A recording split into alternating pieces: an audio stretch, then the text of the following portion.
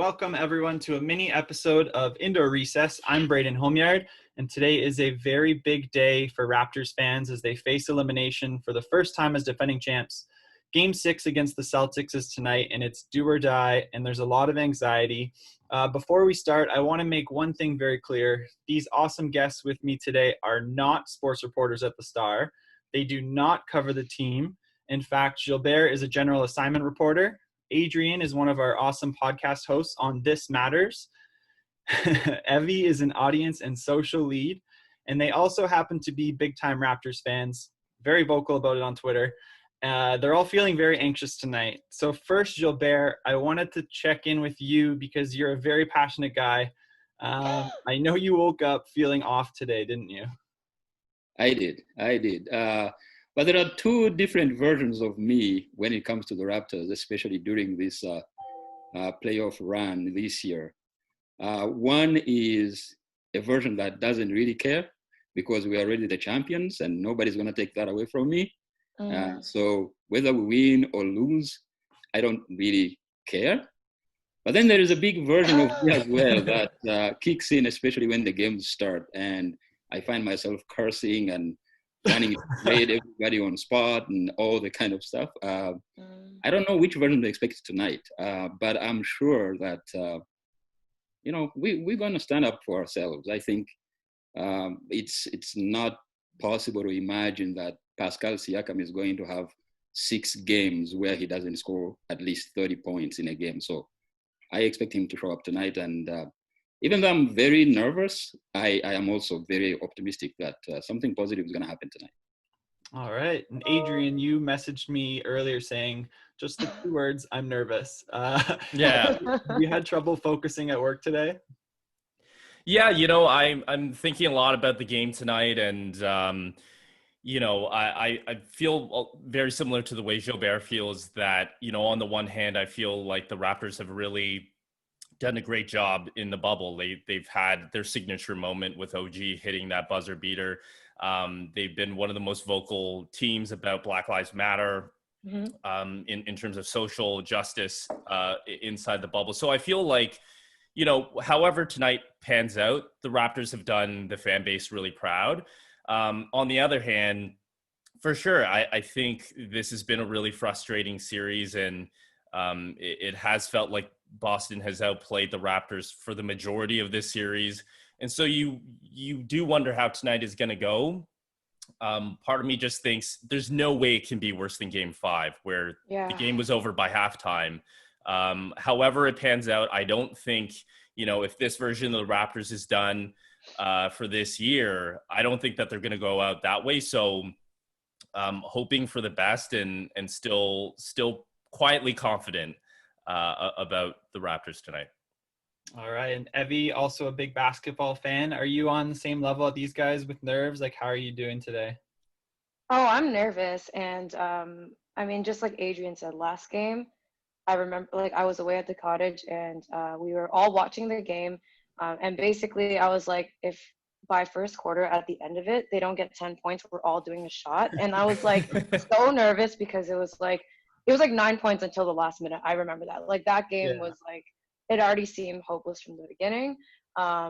We didn't have to do the shot, but basically everyone was just feeling so down. Like some people were just napping. Like it just got hopeless in that point. So I can only assume that we can go up from here. And again, like Adrian said too, like they've already made the biggest stand. They've had great, using their platform for what that really matters. They went to the bubble because they wanted to talk about these important issues that we have to face. And it's just great because then now people can, I think, really see how sports and, social issues all connect, like it's all together. It's a human thing.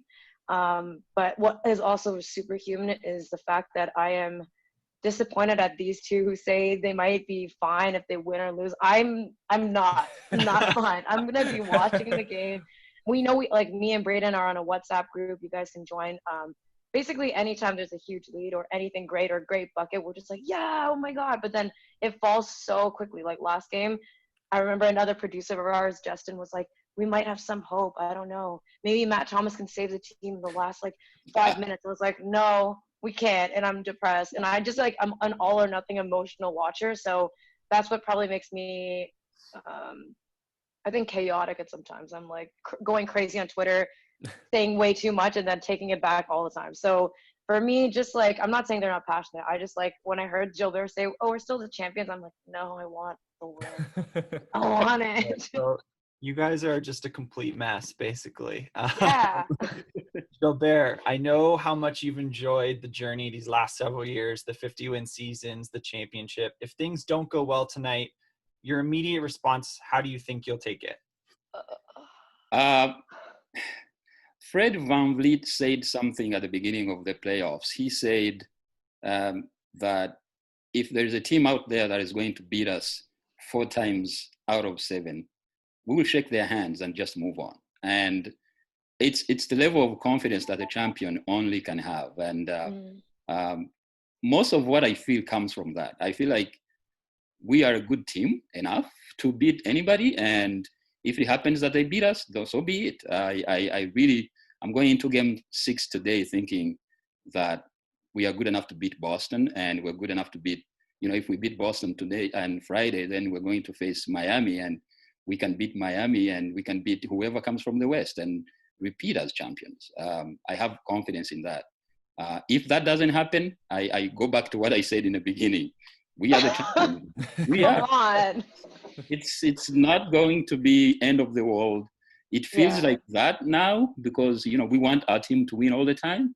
But if it doesn't happen, life goes on, and we will come back and we will do what we do best, which is, being Raptors fans and being happy about our team and picking up pieces and trying to build from there.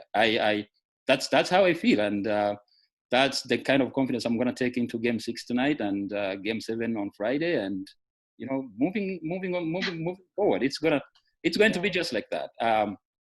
Listen, every team thinks they are better than any other team, and we have to feel that way. But if it doesn't happen, we don't die. We don't really die. And I'm not going to blame anybody. And Nick Nurse is going to be the best coach again in the future.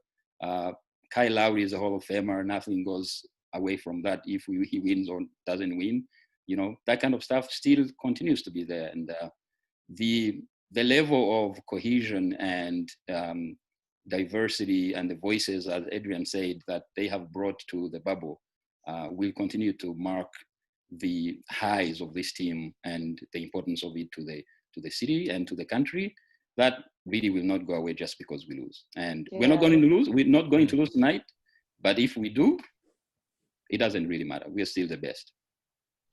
I think we found a new Raptors spokesperson. Holy. Yeah, that was like a lot, and I feel really immature after I heard you say all that. I'm like, fine. You're right. You're right. Yeah. As Adrian, as someone who was at Oracle Arena when the Raptors won the championship last year, which is super cool. You're so invested in the team. I know you're rocking your Kyle Lowry jersey. Yeah. And on Kyle as the greatest Raptor debate, and has this playoffs, how he stepped up when they've needed him so far. How much confidence do you have that he'll do it again tonight? Unquestionably, a Hall of Famer for me, and also unquestionably the greatest Raptor of all time. I think there is a debate of like who's the best Raptor of all time, and I think that's a different conversation. Like I think Kawhi probably reached a bigger peak than any Raptor has ever had.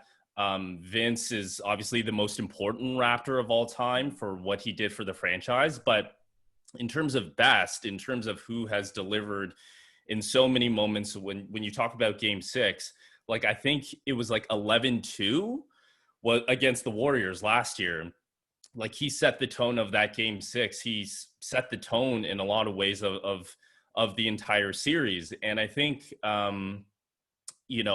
just in terms of this bubble playoffs, like he's proving it again and again of him making all the, not just the big plays, but the small plays. Like every time down the floor, like he's hitting the deck, right? Mm-hmm. Loose ball, he's on it. He's going to take a charge. And I tweeted something the other day where I said, if you really think about it, every game is the Kyle Lowry game. Mm-hmm. And that's kind of the way I feel about especially these bubble playoffs. Like he is such a huge force. Even when they're not playing well, he's really, really important to the team. He's really, really important to frustrating defenses. He's just like, you know, he strikes me as the kind of player who you love to have him on your team.